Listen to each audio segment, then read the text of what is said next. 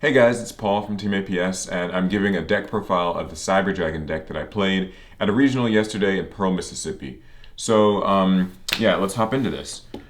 The decision to play Cyber Dragons was pretty spur of the moment. I didn't really practice a whole lot going into this event. I considered playing Grinmaju, but I decided, well, Cyber Dragons are also very fun. I didn't get a lot of time to play test, and a lot of the decisions that I made in here were kind of spur of the moment, kind of last minute, because we actually ended up being late for the regional, so some of us at least got a round one loss, which really put a damper on the day. But I actually ended up going undefeated throughout the entire day up to the very last round in round 7 where I lost. But I'll explain my matchups a little bit later.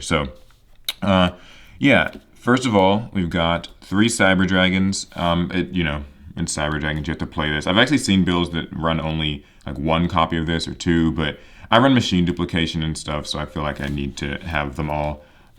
Next, we've got triple Cyber Dragon Core. This is literally the core of the deck. If you aren't seeing this, then there's usually problems because it's just very important.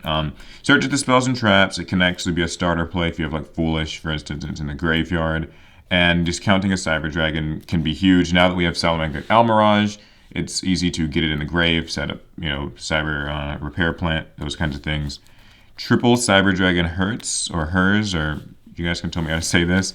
I actually wanted to only play 2 copies of this, but when I put my deck list form together, I was running like 2 of this and Jizukiru, the machine kaiju. And then I kind of made a screw up and I accidentally wrote 3 copies of this. I'd already turned my deck list in, so I ended up running 3 copies, but it wasn't that big of a deal. I mean, this worked fine either way. It's a good search card. It works really well with Galaxy Soldier. It works really well with Cyber Dragon Infinity. I actually really like the card. I think it's cool.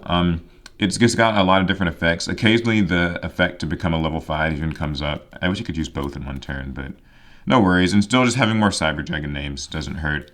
2 Naxter. So the funny part about this card is I actually didn't find this to be... I actually feel like this card's a little bit overrated. Like in Cyber Dragon Orchest, it's quite good. But in pure Cyber Dragons, yes, it comes up and like it can get you back, Nova or Infinity or whatever, Seeger. But I never really found myself feeling like I just absolutely needed this. There were a couple situations where it did make a clutch play, like something got disrupted, like, maybe a Galaxy Soldier play got disrupted. I was still able to do this. But like by and large, it just kind of didn't feel entirely necessary. Not that I would cut it or anything, but I feel like maybe I could get away with running just 1.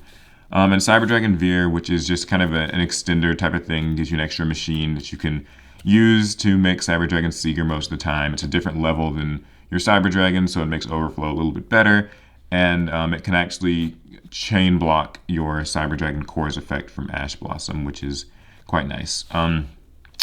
But maybe you could cut it. I don't know. Either way, Galaxy Soldier at only 2. I really like this card. It's just a free way to make Infinity, and that's really it. It's great when you have Cyber Dragon Hertz because, these 2 alone will generate all the advantage you need to get 2 Galaxy Soldiers out. You don't want to have to pitch certain other Cyber Dragons like a Naxter or a Veer sometimes. So, this is really cool. He's a good time. And then 3 Ash Blossoms is the only hand trap I ran. I really would have preferred running more hand traps, and in hindsight, maybe taking out like 1 Hertz and like maybe a Veer, maybe a Naxter. I could have fit in more hand traps, but I also didn't know what other ones to do because I thought there might be a lot of spirals, and there really weren't a lot of spirals, so I'm glad I didn't overcommit and like main deck triple Droll or something. So this worked out fine. That's all for the monsters. Next, we have spells. So triple Cyber Emergency. Obviously, this is a great search spell. In fact, if it gets negated, you can actually return it to your hand by pitching a card, although that doesn't come up often because most people know not to do that. And Ash negating this doesn't trigger that. So, yeah, but this searches core, and that's nice. 2 Cyber Repair Plant. Normally, I'd only do 1 of this, but since, we have Almirage and stuff, you can usually set this up off of a core by just making like Almirage, and now it's set up. So this is good. I like it because it can search Galaxy Soldier as well as Jizukiru if I'd actually run it. That was the plan, but didn't end up running it. But still, it's very useful. And occasionally the other effect to shuffle a card back into the deck can come up every now and again. So you never know. Triple Machine Duplication. I love this card. It's extremely powerful for this deck. If this gets Ash, that usually hurts, but what you aim to do, or at least what I aim to do, is I try to bait out the Ash Blossom either with a spare Cyber Emergency or even Cyber Dragon Core if I have to, and then if they Ash it, I'm happy because I can use Machine Duplication and be quite alright.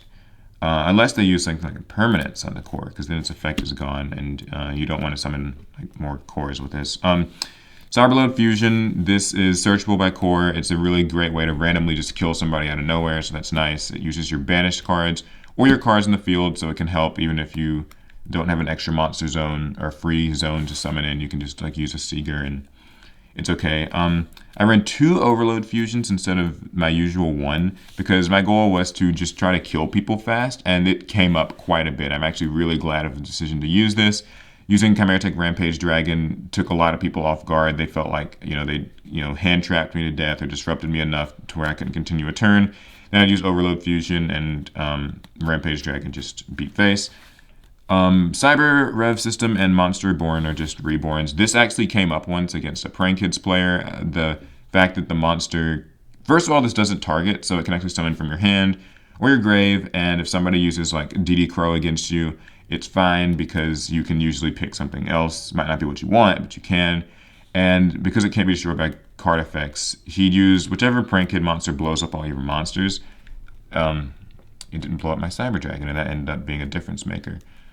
Foolish Burial, this can send core and start plays, and in a few weird situations, it could also send like a Hertz or something if you needed it. So, yeah, that's all for the spells. For traps, I ran 2 Overflow. I know there's some builds of Cyber Dragons that run like really heavy on the traps with like, Trap Trick, and like they'll run like 3 of this and a bunch of other stuff. I've run quite a few traps in here, but that's not the type of build this is. Either way, though, Cybernetic Overflow is absolutely insane, as Sam would say. This is a very good card.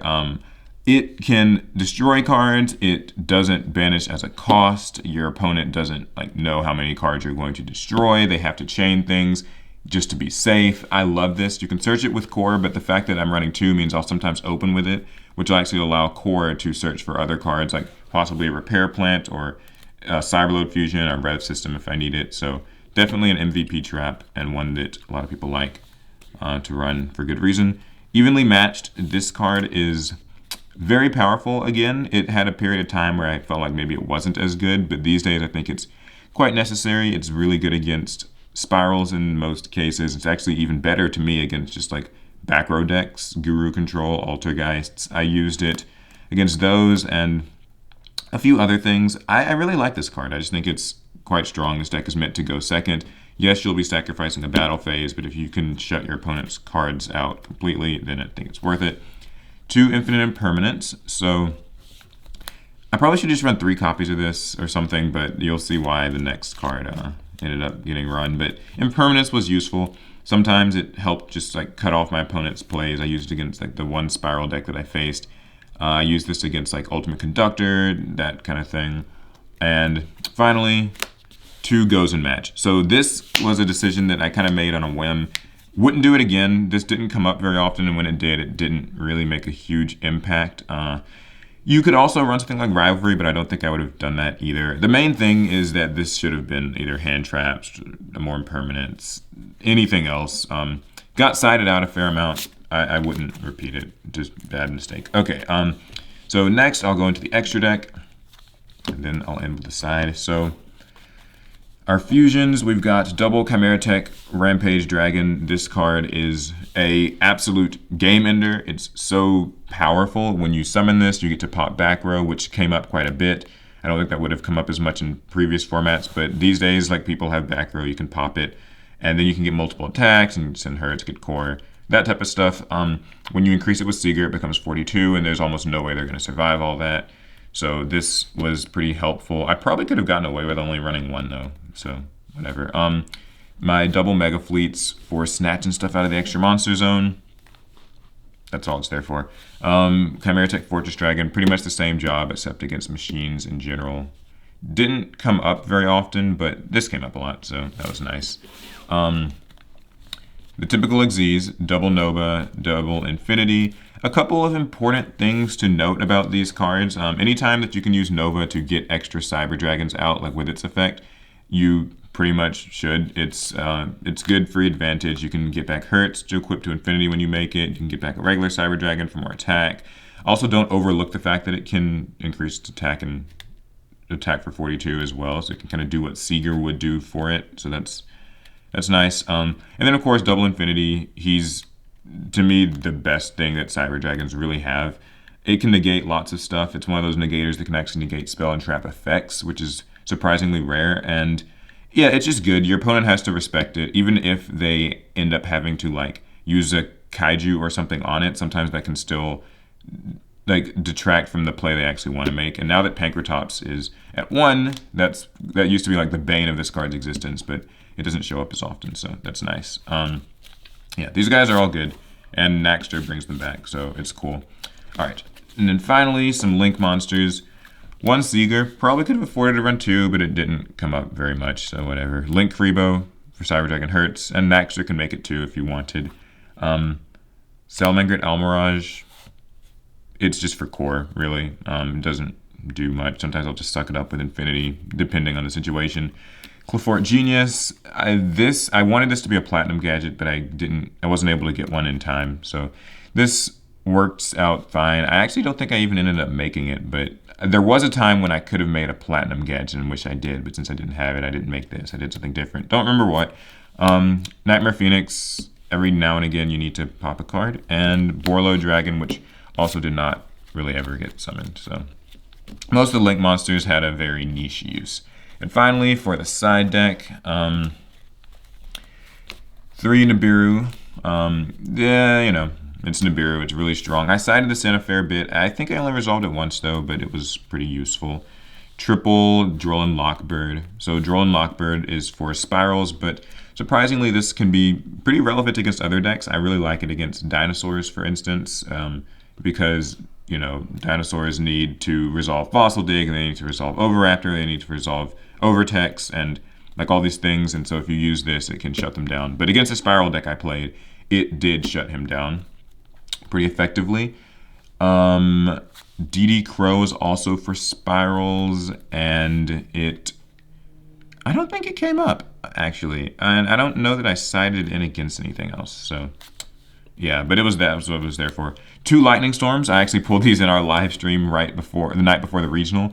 Lightning Storm's nuts. After playing with it at this event, I think people should actually be glad that this card is as expensive as it is, because it'd be really annoying if like every single person had this.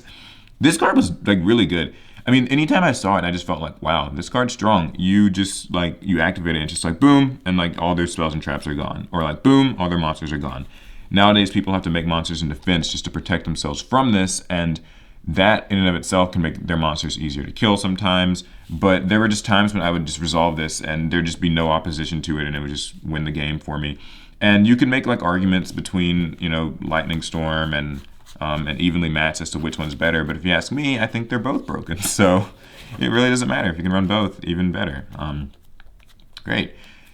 These next 2 cards were mistakes, and they were just a result of being rushed, so I would not run these. But Unending Nightmare, it was supposed to be, I don't actually know what it was supposed to be for, but it could have been helpful against maybe something like Mystic Mind, maybe something like Dragonic Diagram, potentially Altergeist, depending if you needed to get rid of Secret Village or something like that. Maybe it could be okay against Guru. And double Get Out, which also is not, I didn't even side this in. I at least sided this in one time, so yeah, that was my side deck. It kind of rushed together, but it worked out all right. Honestly, the MVP card in the side deck easily was Lightning Storm, and then second place was probably Droll.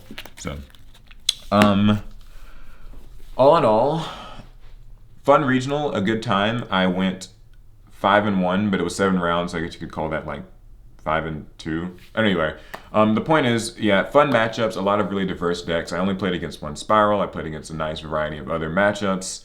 And if I could do it again, I would change some of the things I mentioned, like with the trap lineups and some of the stuff on the side. But yeah, all in all, very enjoyable. Hopefully this list was informative and helpful and could give you some guidance on playing Cyber Dragons. I think they're quite capable of this format as long as you're prepared for, you know, the matchups that you think will give you trouble. I think it works out pretty well. And that's all. So subscribe, of course, to this new channel, APS Deck Check. We've got lots of deck profiles that will hopefully be going up here, so be sure to follow it. You might see a deck that you like. That's going to be it. I'll see you guys in the next one. Pass turn.